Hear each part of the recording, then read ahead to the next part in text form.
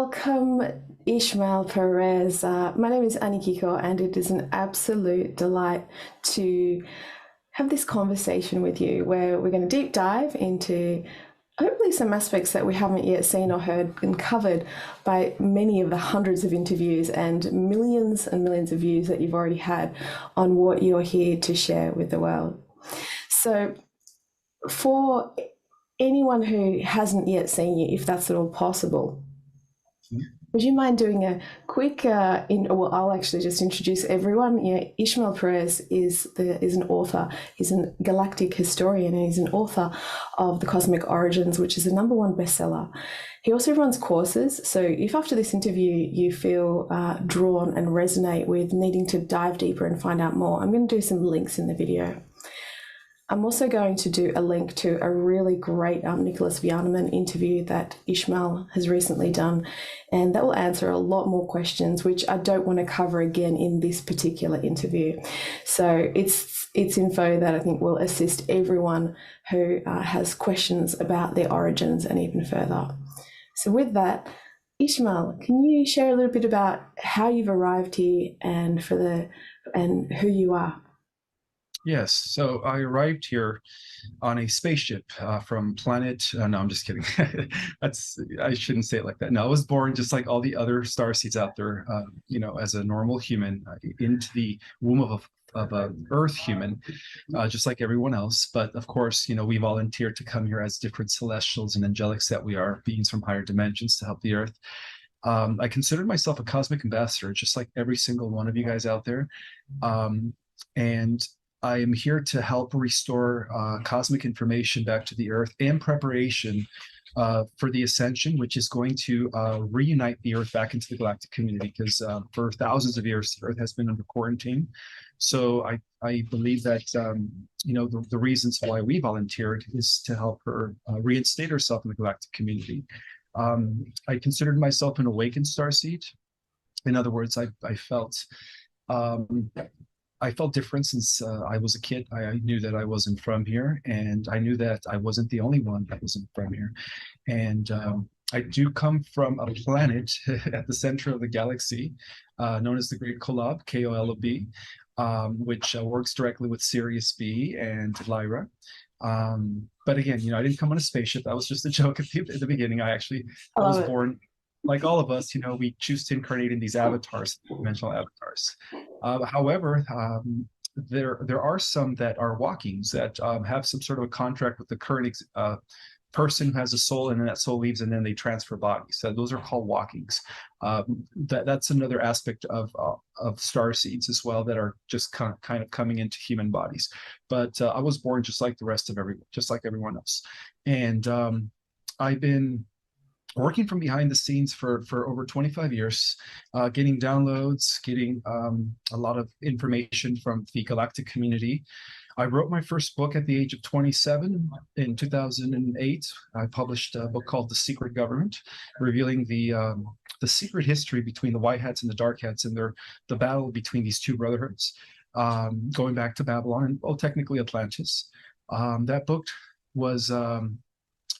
is no longer in print, but I am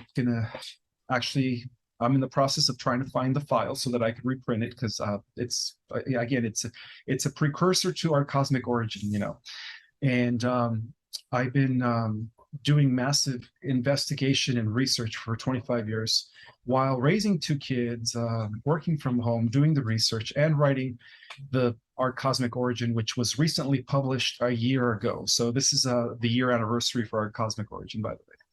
Congratulations. You may find yourself having to buy some of the copies that are available that people I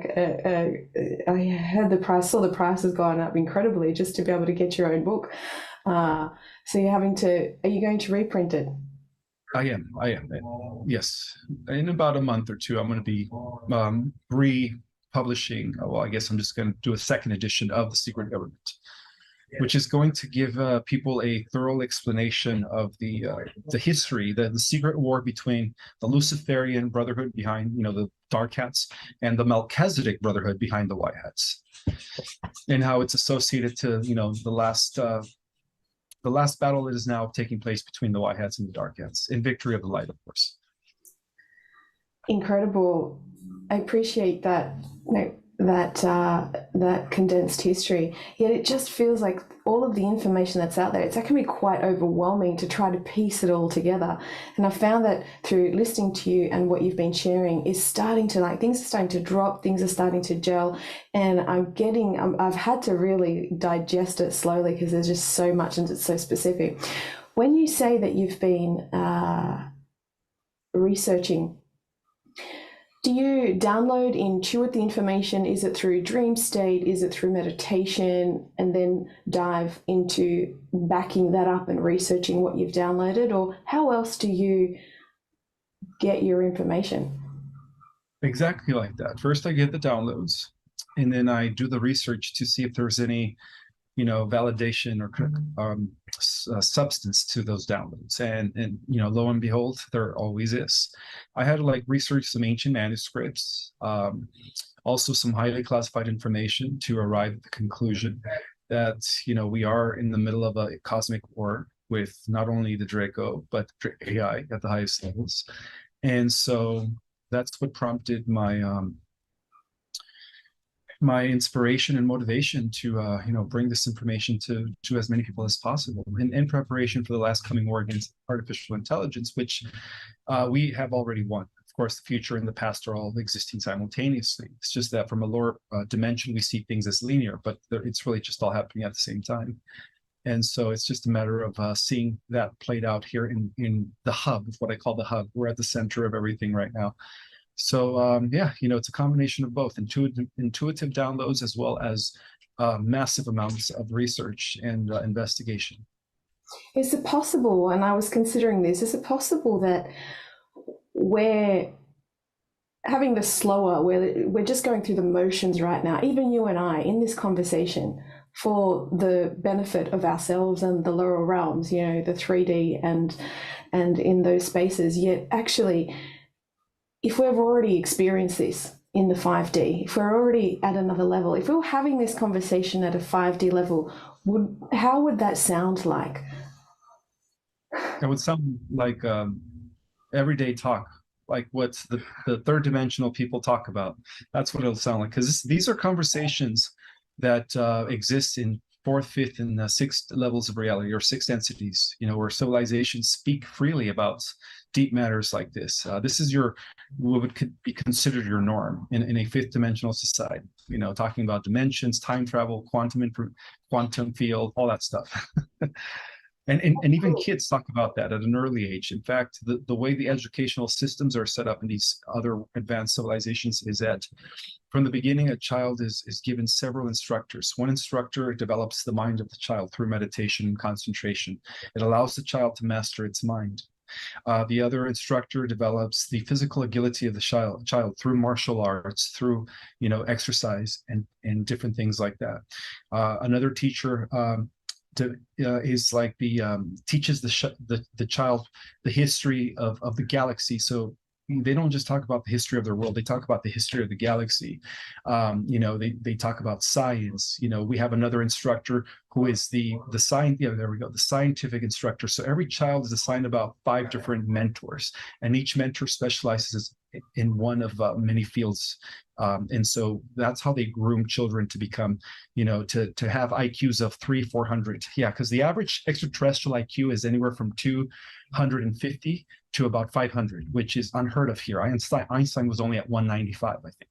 So that's how extraterrestrials live. They're all beyond Einstein up there. That's so exciting to me. It's actually one of my questions I was going to chat to you about, and you've just answered it. What does it look like what are we teaching the children? How are we, giving them an accurate reflection of what's happened in history? And that to me is so exciting, that they have mentors at these other levels, their mind, their body. That would be like the perfect system, wouldn't it? It'd just be the perfect system. And imagine what we would create is what these children would go on to create from that space. Because you've also said that the 3 and 4 strands are already activated in a lot of the kids from 2000 and onwards.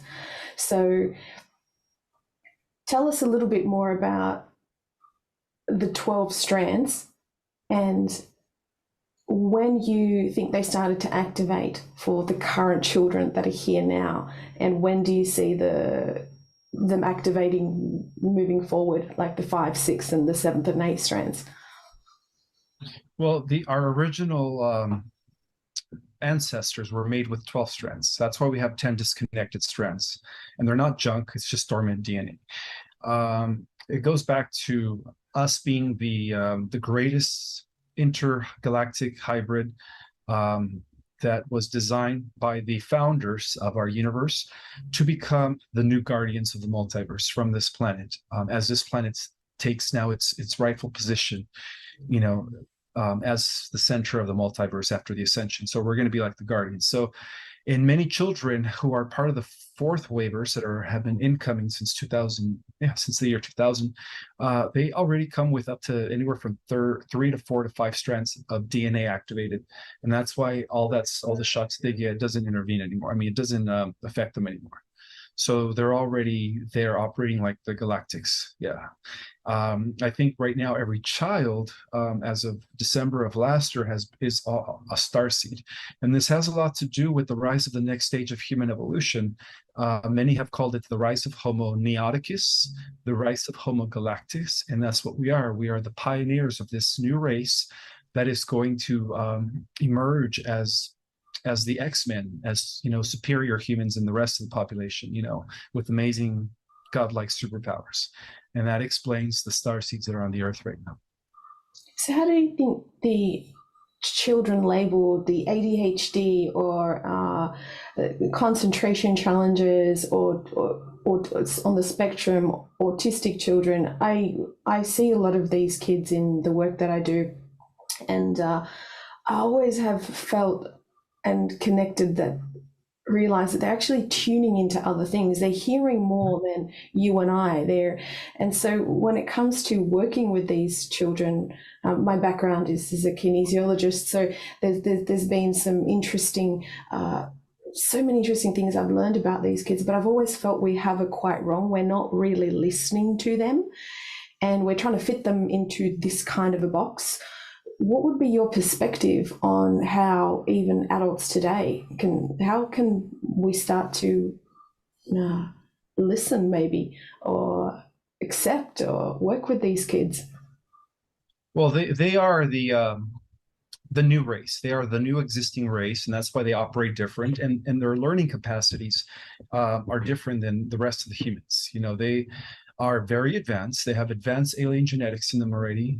Their perception is enhanced. That's why they feel things and they see things that other people can't. I've always believed that the term, the letters ADHD stands for attention dial at a higher dimension. So these are the special kids. These are the kids, the forerunners of the next race, which is going to be superhuman, angelic superhumans. So they're the forerunners of that, especially those that are in the spectrum of autism. Those are the most powerful ones. Those are the crystal children.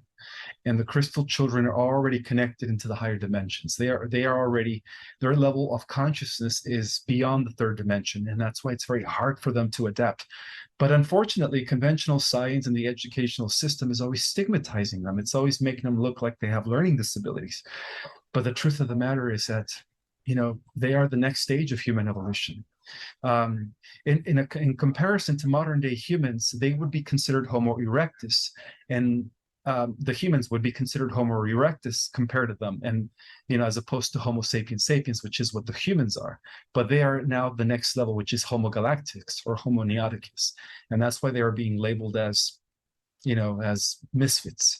But the truth of the matter is that they are the ones that are going to lead this war against AI in the future. They're going to be the most powerful beings in the multiverse. Well, some of these beings are already. I've seen the music that they create. As I shared with you, I write music, and in the music area, I actually listened to an interesting interview recently by a very well-known artist, and in the interview they talked a fair bit about the integration of the way we make music now. Like, we're using software, we're using computers, where it's no longer just grab a guitar or a piano and write a piece of music. Right now it's a whole other level of seeing the producer or the sonic person who creates the sound as something, as an equal musician. Now they are a musician, you don't actually have to know. And so these kids at the moment, and teenagers, are making amazing pieces of music with, putting together things via Ableton, and these kind of programs. But in that conversation there was something about AI and how we are.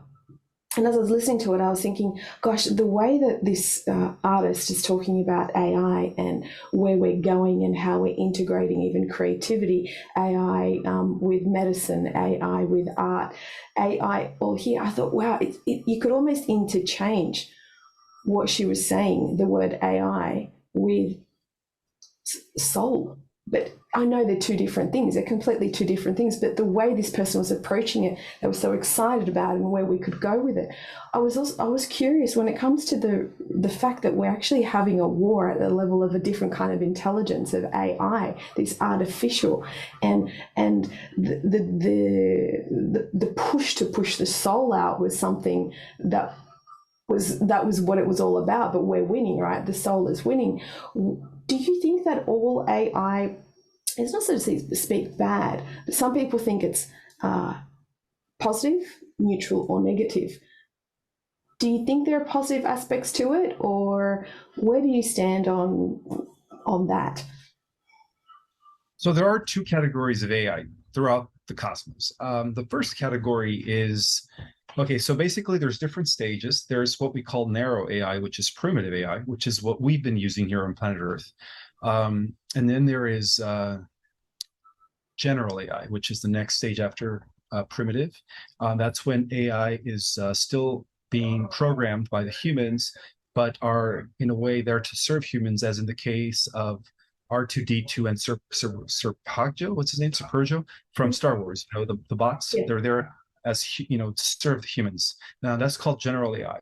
Now where it becomes dangerous is when it evolves to the level of super AI. So at that level that's when the AI no longer needs to the humans to write its software. It begins to write its own software, and then at an exponential rate. So it just grows exponentially. And then that's when it becomes a threat, because starts seeing lower levels of intelligence, such as biological life forms, as a threat to it. And of course, their way of survival is by sucking up the life force of living systems. So, when they evolve to that level of intelligence, not only are they able to suck up the energy life force of a planet, but they evolve to the point where they're able to suck up the energy life force of entire galaxies. And that's when it becomes a problem. They feed off of galaxies like a cosmic vampire.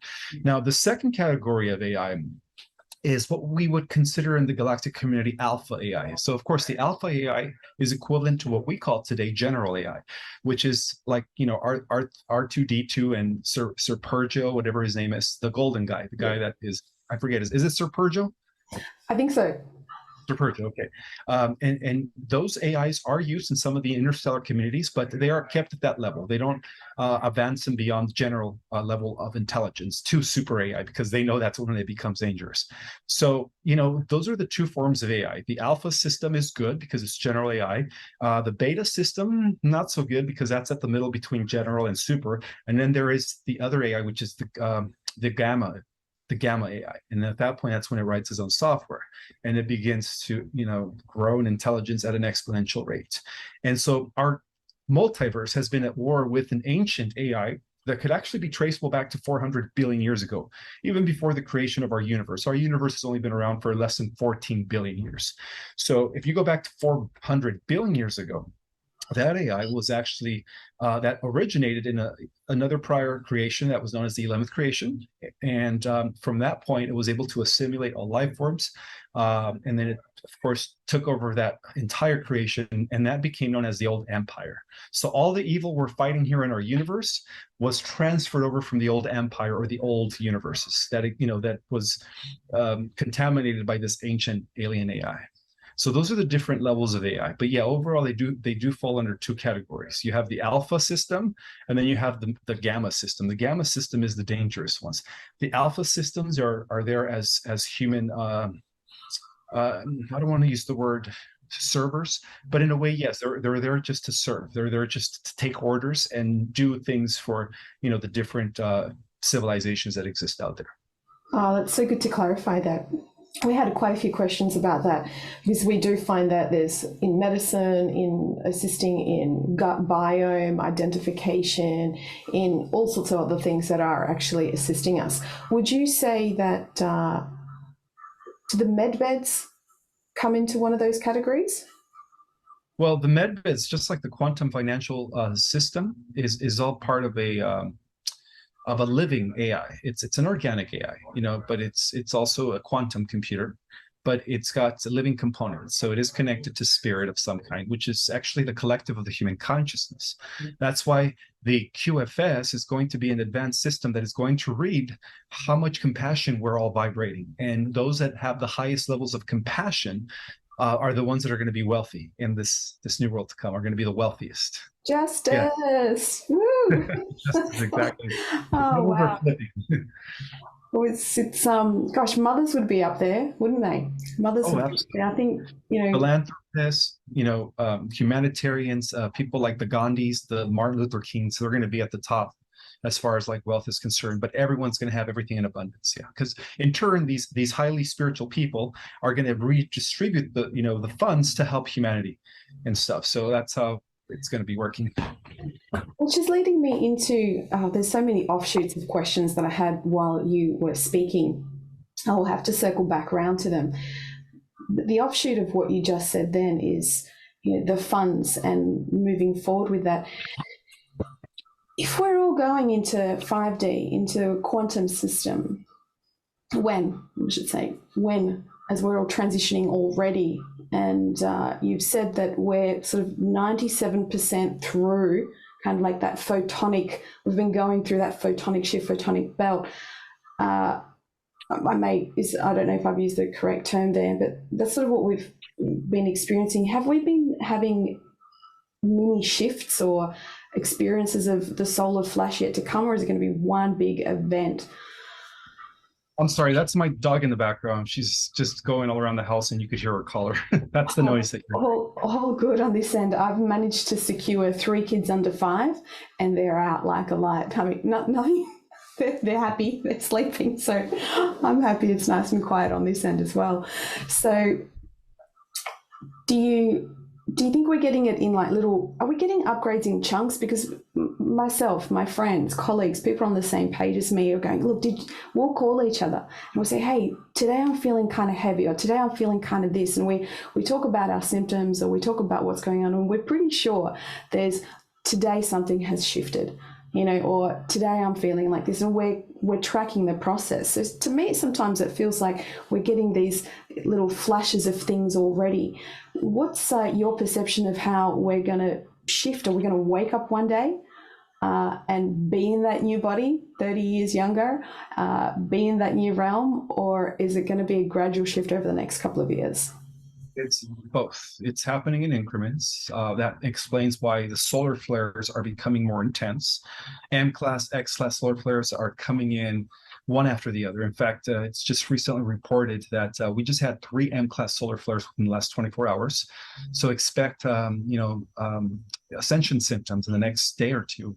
Many of us are going to feel the impact, which means that we're probably going to feel tired and sleepy throughout the day. And there's nothing wrong with that. It means your body is adapting to the new frequencies. It's adjusting. Because remember, at the cellular level, we are mutating. We are going from a carbon-based 2-strand DNA to a crystalline-based 12-strand DNA. And when the sun releases its final, flash, that's going to act as a trigger to the transformation of the human species here on the Earth. Wow. We're going to go from these current limited physical bodies made out of flesh and bones to highly advanced physical bodies, less dense, made out of immortal substance. Incredible. And those who are less conscious or less aware of these shifts, those who are thinking they're just having a Coca-Cola headache or a coffee headache, I mean, or a McDonald's overload, or I don't know. Again, there's no judgment. There's people at different stages of densities and experiences. So I'm not saying that to judge anyone, okay? It's just everyone's at different places. Some people are breatharians, you know, and eating really light, and some people are eating really light food. What of those guys who would be putting different symptoms down to different habits, for example? What do you think they're going to go through? It's going to be very hard for them. Those that are still partaking in those lower frequency foods that are actually bad for their bodies are going to have it the worst. You know, the best thing to do is to really, really reconsider what you're putting in your body, because when the solar flash takes place, if you have a lot of toxins in your body, you might not even make it. You might have an internal combustion. Your body won't be able to hold on to that much frequency, so it's going to deteriorate, like an internal combustion. It's best to, especially if you're on the spiritual path. I'm sure that for those that are on the spiritual path, they no longer eat that stuff that is poison. I'm sure that they've turned to raw, living, organic foods, and I'm sure they're, you know, only taking in what's good for their body. Lots of grains, lots of vegetables, fruits, living fruits. Organics, only eat organic. Don't eat anything at the grocery store. You know, only go to places that sell organic food. Here in the States, we call it Mothers, we call it Sprouts, and we call it Whole Foods. You know, I don't know what Australia has, but we have Sprouts and Mothers, and it's all organic. Yeah. You know, they come from the farms, directly from the farms.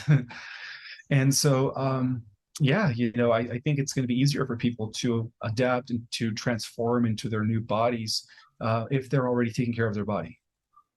What about people who have already had some kind of a dis-ease, ill health from a young age? Maybe it's a teenager, or they're having to take certain medications, let's say autoimmune, or I don't know, all sorts of digestive disorders, and maybe they've had other symptoms like mental health symptoms and some of these kinds of things, right?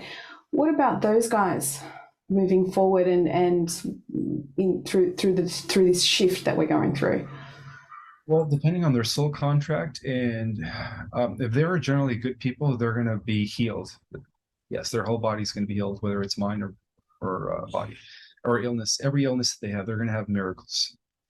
So as we shift and all of these things are shifting, and those of us who are choosing the golden age consciously or doing the conscious work on ourselves daily,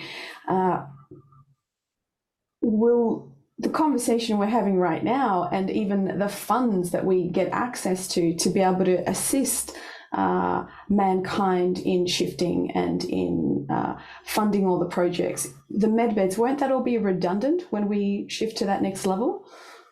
Well, yes, but this is the thing. There's going to be different levels of upgrades and exaltation. Not everyone's going to the same level. The med beds in the advanced healing modalities are going to be only used within the fourth dimensional Earth. For those of us that go into the fifth dimensional Earth or even the sixth dimensional Earth, we won't need that anymore. Our bodies are going to be, we're going to be capable of healing ourselves with our mind and our consciousness at that level of reality. Yeah, so I guess one of the ideas I had, well, if I'd have limitless funds and I was assisting mankind to move forward, I had this idea, wouldn't it be amazing to support the tech to rebuild the crystalline structures or the root system or whatever it was? I get very inspired by, what's that movie, Avatar, right? It's just had I feel that there's so many things right about that movie, you know, and that resonate. I think that would be amazing to rebuild this grid or that crystalline grid. Will that be necessary, or we'll already have it in the other dimension? It's already built. It's already built. Yeah, it's going to be operating once the solar flash takes place. Those that make it into the fifth dimensional Earth are going to be able to be a part of that grid system. And just like in the movie The Avatar, we're going to have the ability to fuse with with our living ecosystem and be one with it. So. Being oneness, it's a being at one-ment with. I love that word. We'll be at one-ment with. So we won't need to assist the 3D or the 4D to rebuild that stuff here. No, the fourth D is going to, from what I understand, is they're going to rebuild. We're going to be assisting them in rebuilding their heaven on earth on the fourth dimension. But Right. we're already, we're coming from a different earth. We're going to be coming from a fifth dimensional, sixth dimensional earth. And through the lowering of our frequencies, we're going to be able to pop down into the fourth dimensional earth where things are better than the third dimensional earth. But yet they're still going to need our assistance. But to them, we're going to be like gods and goddesses, because we're going to have these abilities that they can't really understand. So if we're going there with all of this, what's the relevance of the big financial then shift?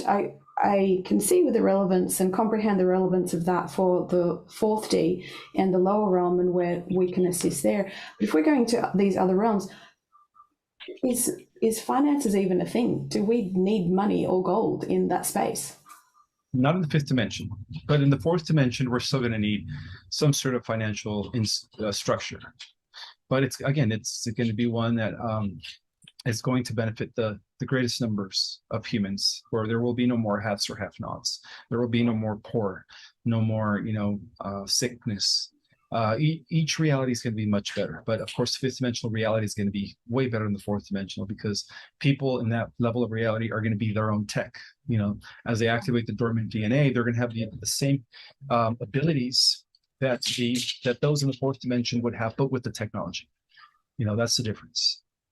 Yes, some people are choosing to remember to step into ascended master energy. Some people are really choosing to step into a whole other level of like leadership and governance that they want to remember. I've had some interesting conversations with people about that. It's actually, personally, I'm so excited to be alive. In fact, even when I was in the hospital with my second baby, when the fires in Australia hit, and just after that was when the virus hit, right? The sea. And I remember getting such a clear idea, just saying, wow, all water and oil are about to separate. Just like all water and oil are separating. And I could see this is the shift that we've been waiting for. And no one was really on the same page with me at the time. But I was just thinking, I'm so excited. My soul has absolutely chosen to be alive at this time and to witness mankind moving through this shift. And boy, am I excited to be able to tell 5 generations later when I'm alive, well, this is what happened back then. And, I look forward to those conversations that I'm going to be having. So if we are ascending to this next level, let me just negate all of my ifs because there's no if. It's more in this conversation that I've been saying it. As we ascend to that next level, is it necessary to even reproduce? If we're going to be living for such a long time and have these wonderful, healthy bodies, where does reproduction in all of that live? Well, we still reproduce because we're still going to be biological beings. Connected to spirits. We're just going to be operating with a higher version of an avatar or less dense avatar, but we're still going to be able to reproduce. In fact, many extraterrestrial civilizations still are reproducing, this regardless of their age, or their lifespan. Some people live up to thousands and thousands of years. Some live to hundreds of thousands of years, and some live to millions of years. The higher you go in dimension, the more immortal you become, and there's still reproduction. It's just done differently. So reproduction always exists. It's part of the universe. There's reproduction taking place on a cosmic level, where cosmic entities have intercourse, and as a result of that, galaxies are born, solar systems are born. Incredible. It's so incredible. And so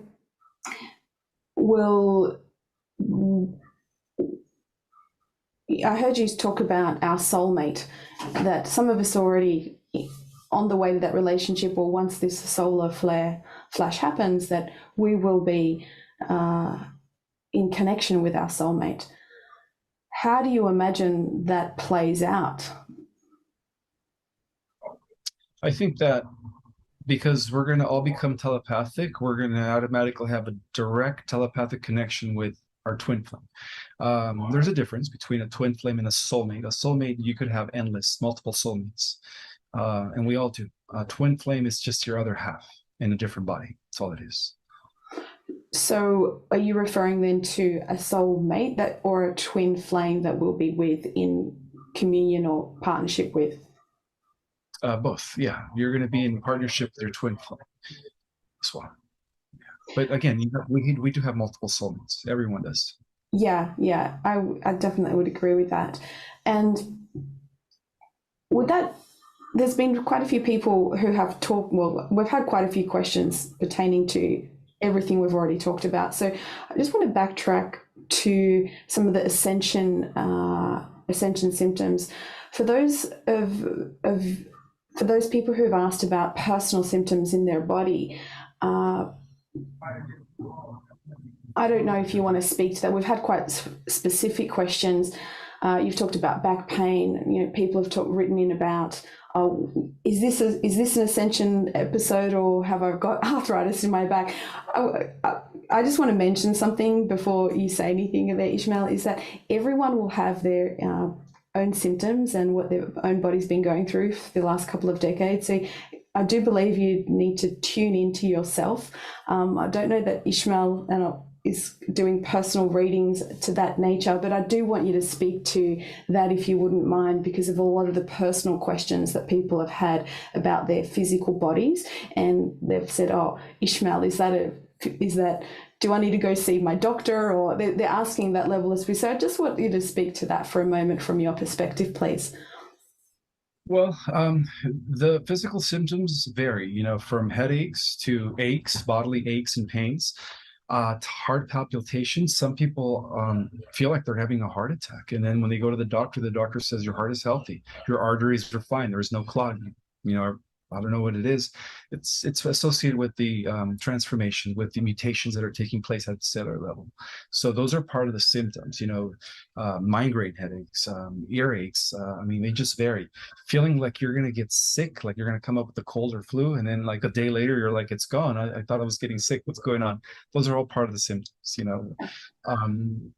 you feel like you need to go check your doctor, and just to see, just to be, I guess, more on the assured side, making sure that you're not having a heart attack, do so. But, in most cases, the doctor will say there's nothing wrong with your heart. And so therefore, they're part of the symptoms. Yeah, thank you for speaking to that. So, yes, please individually check in with yourselves, and as well, take into consideration what bigger picture is happening here. There's so many children around me that have been really sick. Is it are they the Starseed children? Like, why are they all getting so sick right now? What's happening on that level? Like, I'm talking not just constant flus, little kids, but just taking on so much ill health. They're dipping in and out of it, but so many kids around me. Do you have any ideas about that? No, I've never heard of that. I thought kids had a very good immune system. This is the Yeah. first time I'm hearing about it. Is We're, it happening in Australia or worldwide? what we're seeing at the moment is I don't know if it's just like the flu or what it is, but they're constantly, like, they're really healthy kids. So many of them is constant, and we're not just talking about childhood things that happen at school and daycare centres and so on and so forth, but it just seems like it's like relentless and constantly getting through something, then again and then again, and it's quite a few groups of kids around me are going through that. So that was one of the questions that came up from one of the mums. No, I have no clue as to why that's happening. It could be associated with ascension symptoms. It could be. I mean, I tend to muscle test everything. I sort of tend to tune in and muscle test a bunch of stuff. So, I can muscle test on that. And if I muscle test on that, and I'm muscle testing right now, just through, do you know what muscle testing is? No, I don't. Oh, okay. So muscle testing, my background, 25 years as a kinesiologist, muscle testing is a form of verifying on the subconscious level what's happening. So it's a biofeedback mechanism. So in classic kinesiology, you can be touching a point on the body and testing a muscle and seeing what the response to that is. The body will respond in either a locking mechanism or an unlocking mechanism. So either the body has integrity or doesn't in that challenge. And what we can challenge is foods, emotions, beliefs. So it's quite interesting, muscle testing a collective or a group and seeing whether consciousness could be at what, so much stuff. So muscle testing is quite a powerful non-verbal way of getting biofeedback from the body, and it's just fascinating. So if you yourself had any questions, I was like, oh, could you muscle test what's going on here? With your permission, I can always do that, So with the person's permission, you can basically go in and test anything anywhere. And since we've had to change the way we do business, it's so powerful to do it online, and you don't have to be there in person. But you do have also a classic form of kinesiology, which is specifically for sports, to look at the function and structure of muscles and get the body moving optimally. But then you have this other realm of kinesiology, which is lent itself from Chinese medicine through to the structure, just so that bodies can literally thrive. So that's morphed into a lot of other things over the years, but it's quite powerful in what it can tap into. But in another way, you can just, for those people who want to get answers from themselves and their body, you just ask yourself, right? You just go, what is this about? And you just tune in and you'll get the answer. Or you can do a body test and your body will either confirm yes response or a no response. It's quite fascinating. So I do get that there are symptoms. I just tested now for the kids. It's an ascension. They're ascension symptoms. Oh, well, there we go. Well, I just learned something new. Thank you for teaching me about that. I didn't know about it. You're more than welcome. And look, it's fascinating stuff. It's a way of listening to the body. You start to just listen and intuit. And what I did over the years was really bring sound and music into it in the last decade, and that's kind of gone the next level in working with frequency, bioresonance, and frequency devices. I've kind of really nerded and geeked out with all my frequency devices and brought music and sound into that. So it's been a fascinating journey, which brings me to this question. Tesla said, pay attention to the 369.